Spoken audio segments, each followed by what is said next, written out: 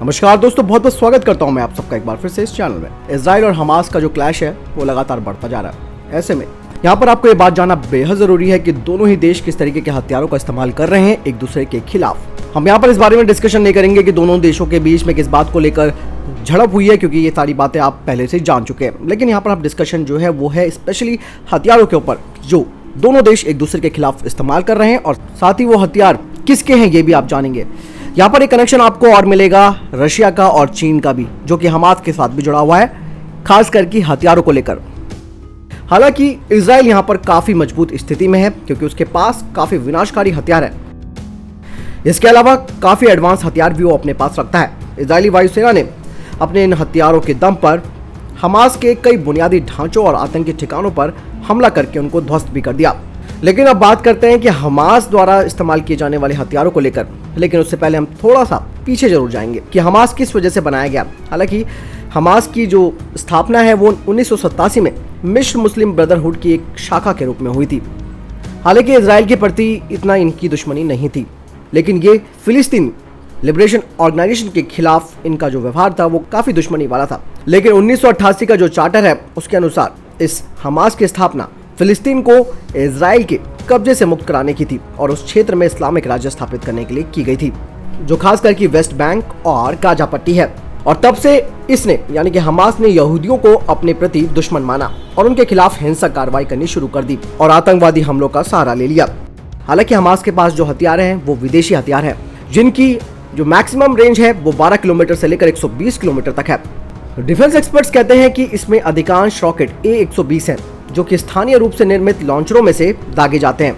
यानी कि 8 ट्यूब वाले लॉन्चरों से इन रॉकेटों को दागा जाता है हमास के द्वारा इजराइल के ऊपर। इसके अलावा S-40 रॉकेट, जिसकी रेंज करीबन 40 किलोमीटर है, ये भी 8 ट्यूब वाले लॉन्चर के माध्यम से लॉन्च किया जाता है। इन रॉकेटों को स्पेशली इजराइल से बचाने के लिए अंडरग्राउंड साइलों में जमा किया जाता है, जिसकी वजह से इजराइल की जो टोही विमान है वो इसका पता नहीं लगा पाते हैं। लेकिन जब हमास को युद्ध करना होता है तो वो इन हथियारों को यानी कि इन मिसाइलों को बाहर निकालता है और ट्यूब के द्वारा इन्हें लॉन्च कर देता है। हालांकि हमास कम लागत वाले टोयोटा पिकअप ट्रक और जो इनके व्यक्तिगत लॉन्चिंग रेल है उसमें वो MLRS इंस्टॉल करके इन मिसाइलों को दागता है। आमतौर पर ये लॉन्चर ज़्यादा उन्नत नहीं है, लेकिन हमास इन्हें आधुनिक दिखाने की कोशिश करता है। हमास के पास सोवियत काल के यानी कि सोवियत टाइम के अलग अलग प्रकार के BM-21 ग्रेनेड रॉकेट है, जिनका इस्तेमाल वो लगातार करता है और यह अभी भी अंतर्राष्ट्रीय बाजार में काफी लोकप्रिय है।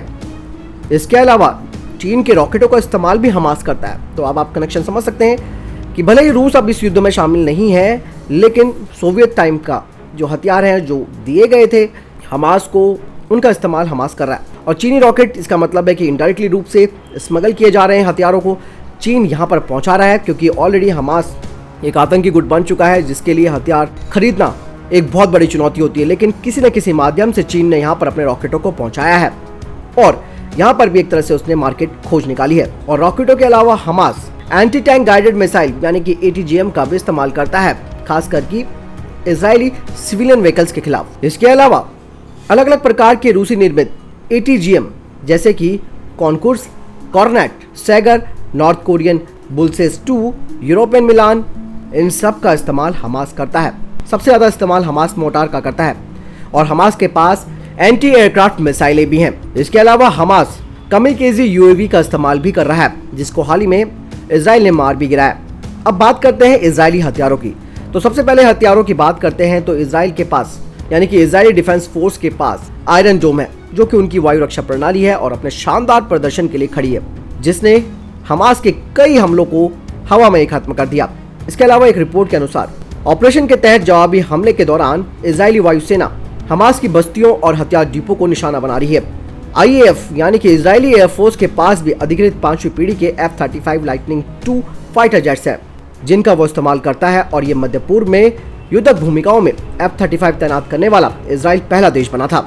इसके अलावा इस बात की अभी पुष्टि नहीं की गई है कि क्या इजराइल ने F-35 का इस्तेमाल किया है हमास के खिलाफ या नहीं। यानी इसके अलावा इजराइल अपने F-15 और F-16S का इस्तेमाल गाजा और उसके आसपास के क्षेत्रों में बमबारी के लिए इस्तेमाल कर रहा है। इसके लिए उसने कई ऑपरेशंस भी चलाए, जो कि Operation Wooden Leg, Operation Grapes of Wrath, 2006 का Lebanon war, Operation Cast Lead, Operation Pillar of Cloud और ऑपरेशन प्रोटेक्टिव एज। इस तरीके के ऑपरेशंस इजराइल ने चलाए हैं, खास करके अपने फाइटर जेट्स जो कि F-15 और F-16 का इस्तेमाल करते हुए। तो कुल मिलाकर यहाँ पर कहा जा सकता है कि हमास के पास भी जो हथियार मौजूद है वो भी कम नहीं है, लेकिन यहाँ पर इजराइल एक बढ़त बनाता है और हथियारों के ऊपर उसकी बहुत अच्छी पकड़ है, खास करके जो उसने स्वदेशी रूप से हथियार विकसित किए हैं।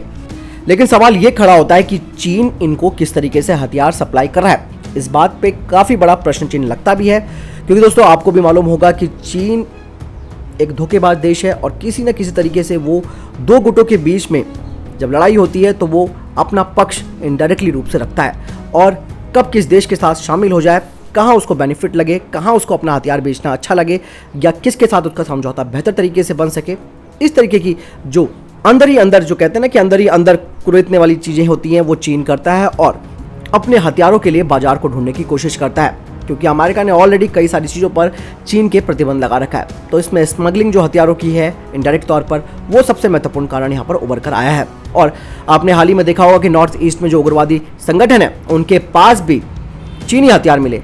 पाकिस्तान चीनी हथियारों का इस्तेमाल करता है, तो आप ये लगा सकते हैं कि किस तरीके से इलीगल तौर पर ये हथियार पहुँचते हैं, खास करके जो चीन के दुश्मन हैं उनके खिलाफ इन हथियारों का इस्तेमाल करने के लिए चीन बाकायदा पूरी तरीके से सपोर्ट करता है अपने दोस्तों को। आपको क्या लगता है इस बारे में? आप कमेंट सेक्शन में लिखकर जरूर बताएं। बहरहाल इस वीडियो के लिए इतना ही, मिलता हूं नए वीडियो के साथ, तब तक अपना ख्याल रखिएगा। नमस्कार, जय हिंद, जय भारत।